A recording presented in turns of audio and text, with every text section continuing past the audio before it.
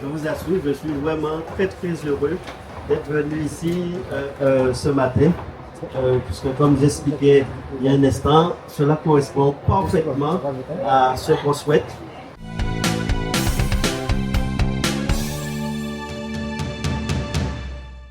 Je ne connaissais pas ce chantier, mais là, je suis vraiment très satisfait puisque cela correspond parfaitement à nos objectifs. Nous avons eu l'occasion au niveau du département de dire qu'on voulait révolutionner l'insertion, que nous ayons d'autres types d'activités, pas seulement l'espace vert, et c'est le cas. En plus, c'est bien organisé, des bornes d'apport, des camions qui récupèrent la collecte, le tri. Enfin, on sent que tout est bien organisé, bien structuré, et cela nous encourage à les accompagner. Et puis, comme j'ai eu l'occasion donc de dire, il va falloir que nous puissions poursuivre, aller plus loin dans cette démarche. Je sais qu'ils ont d'autres objectifs. Donc, avec les élus du département, on va pouvoir faire le nécessaire. Ensemble, je pense qu'on peut faire de belles choses. Et ce qui est bien, c'est de sentir cette communion, cette passion chez les intervenants et le directeur. Donc, ce matin, je suis un homme heureux, vraiment très heureux. Ça rentre bien dans le cadre politique que vous menez en ce moment. Oui, c'est notre volonté pour, au niveau du département. Je ne sais pas, peut-être des élus du canton peuvent exprimer aussi cette volonté. Mais nous sommes très satisfaits du travail que réalise le département qui accompagne ce chantier d'insertion. Et donc, on ne s'imagine pas tout le travail qui se met en place autour des bornes de collecte de vêtements et de chaussures. Donc c'est quand même 65 collaborateurs, 65 agents recrutés à travers ce chantier d'insertion. Et donc tout ce qui est économie circulaire et sociale et solidaire, je pense que c'est l'avenir de la Guadeloupe. Donc le conseil départemental, n'est-ce pas, président, sera là pour pouvoir accompagner toutes ces initiatives. Et ce qui est important, c'est que quand on fait les choses avec cœur, avec passion, et je sens que c'est votre cas.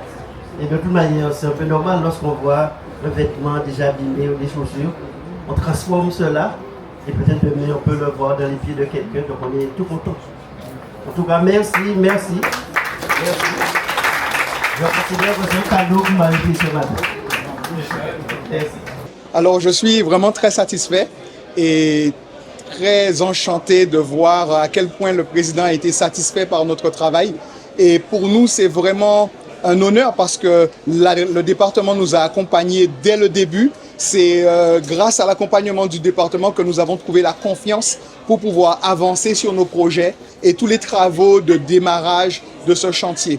Et donc, le département, chaque année, nous accompagne sur l'aide pour les salaires des encadrants techniques, donc l'aide à l'encadrement, et sur les investissements.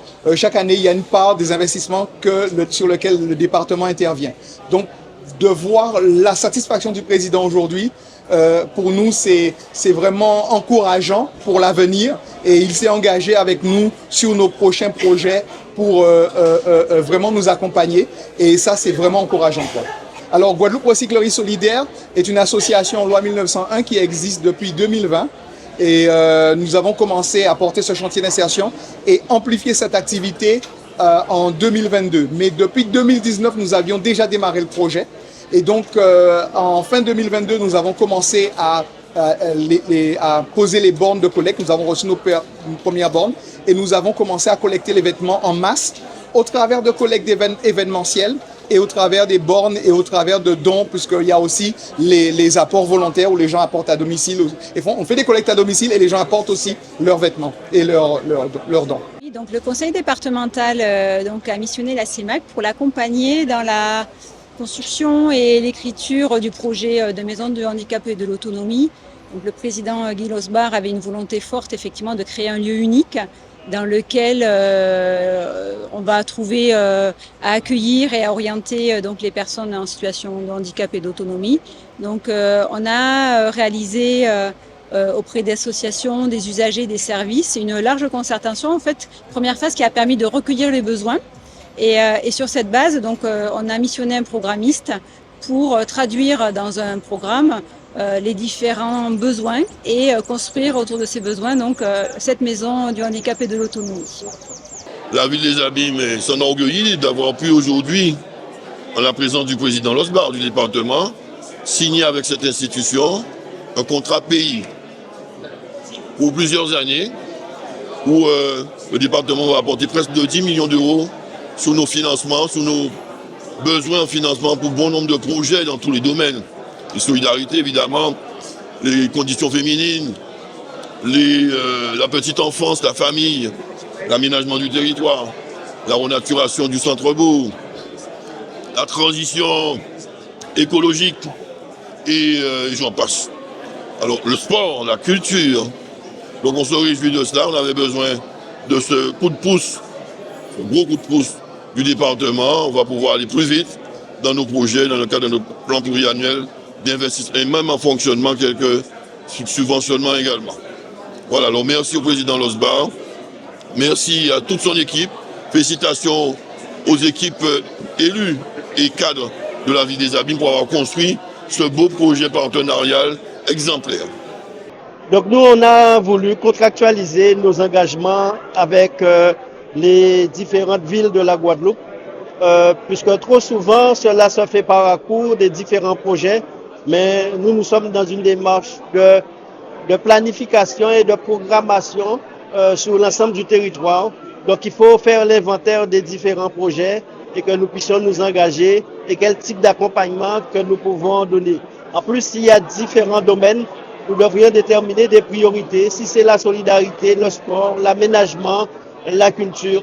Et dans les 23 pays et contrats pays que nous avons signés, à chaque fois, il y a deux éléments, les interventions, les projets dans les compétences propres du département, c'est-à-dire sur les routes, sur les collèges, mais aussi les projets d'aménagement ou les projets dans le cadre de la solidarité.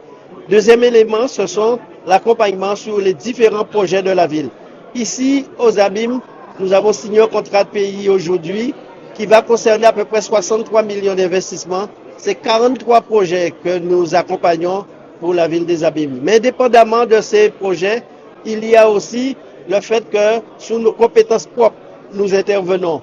Nous allons intervenir pour 71 millions, en plus des 63 millions, et qui concernent des projets structurants, comme le jardin d'essai. On va vraiment rénover, c'est sur 4 hectares, pour pratiquement 24 millions.